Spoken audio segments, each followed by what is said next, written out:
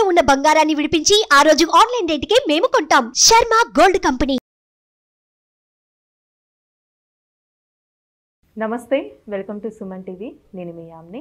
ప్రస్తుతం మనతో ఉన్నారు ప్రముఖ ఆధ్యాత్మికవేత్త, ప్రముఖ జ్యోతిష వాస్తు పండితులు మాడుగుల శివప్రసాద్ గురువు గారు ఉన్నారు. గురుగారితో మాట్లాడి మనకున్న సందేహాలను అడిగి తెలుసుకుందాం.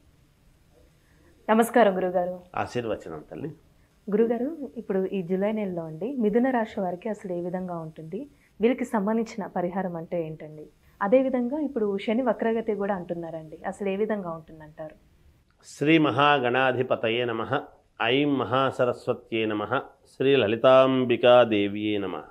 ద్వాదశ రాసుల వాళ్లకు కూడా శని వక్రగతి అనేటువంటి దీని వలన కానీ, మిగతా ఉండేటువంటి గ్రహస్థితుల వలన కానీ, మామూలుగా ప్రతి మాసము కూడా మనము మాస ఫలాలు చెప్పుకుంటున్నాం.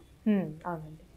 కొన్ని గ్రహాలు తొందరగా మారటం ఎందుకు ప్రతి నెలా చెప్పుకోవాల్సినటువంటి అవసరం అంటే, కొన్ని గ్రహాలు చంద్రుడు కానీ ఇలా కొన్ని వెంటనే రోజుల తరబడి మారిపోతూ ఉంటాయి.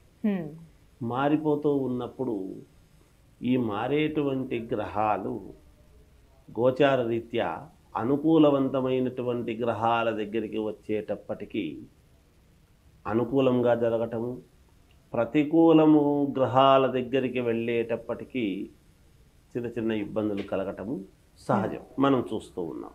అందుకని కదా మనం మాస ఫలాలు మామూలుగా చెప్పుకుంటాం. ఈ నెల ఎలా ఉంది, వచ్చే నెల ఎలా ఉండబోతుంది, మళ్ళీ నెల ఎలా ఉండబోతుంది, సంవత్సరము పొడవునా ఓవరాల్గా ఎలా ఉంటుందని చెబుతాం ఉగాది పండుగ నాడు. ప్రతి నెలలో కూడా జరగబోయేటువంటివి ఏమిటి, ఎలా జరుగుతూ ఉంది అనేటువంటి దాని గురించి మనం తెలుసుకుంటాం. పైగా ఇప్పుడు కొంచెం శని వక్రించటం అనేటువంటిది ఒకటి.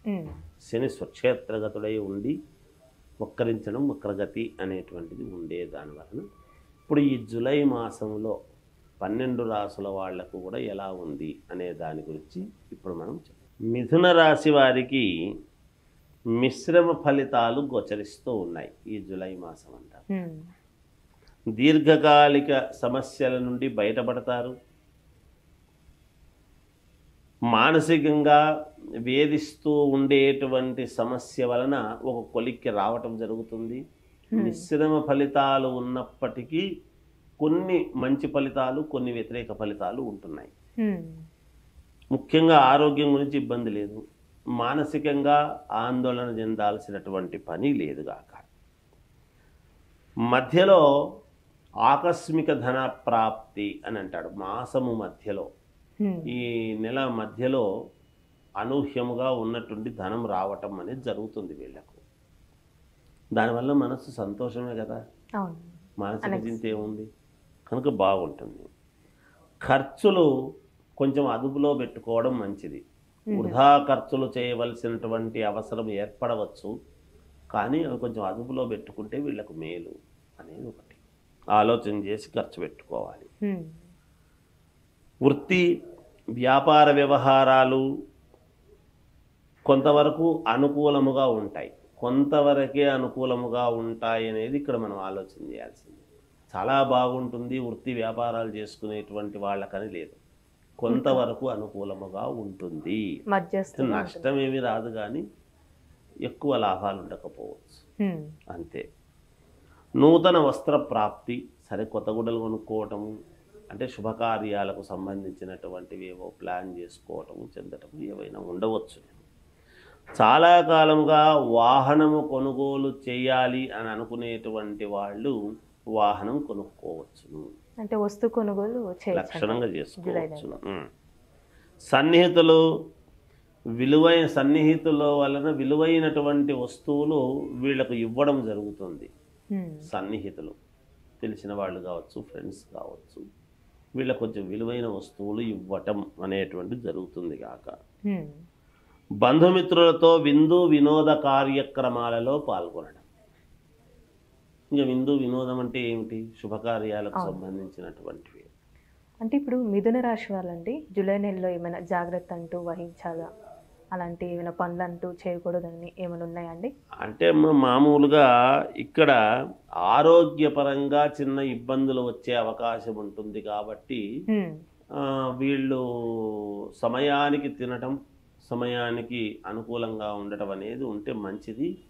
ఎక్కడ పడితే అక్కడ తినకుండా బయట కొంచెము వేడి పదార్థాలు వేడిగా ఉన్నప్పుడు తింటేనే మంచిది అనేది ఒకటి సూచనప్రాయం. అంతే. అంటే పదార్థాలు వేడిగా ఉంటే ఎప్పటికప్పుడు తింటే బాగుంటుంది అనేటువంటి ఆరోగ్యానికి మేలు జరుగుతుంది గాక. మిత్రులతో మాసము చివరిలో మిత్రులతో స్వల్ప వివాదాలు అనేటువంటివి ఉన్నాయి అనేది తెలియదు. అదొక్కటి జాగ్రత్త. మాట్లాడేటప్పుడు మాట మంచిదైతే జాగ్రత్తగా ఉంటారు అని తెలియజేయటం. మిగతా వాళ్ళందరిది బాగుంది అన్ని రకాలుగా.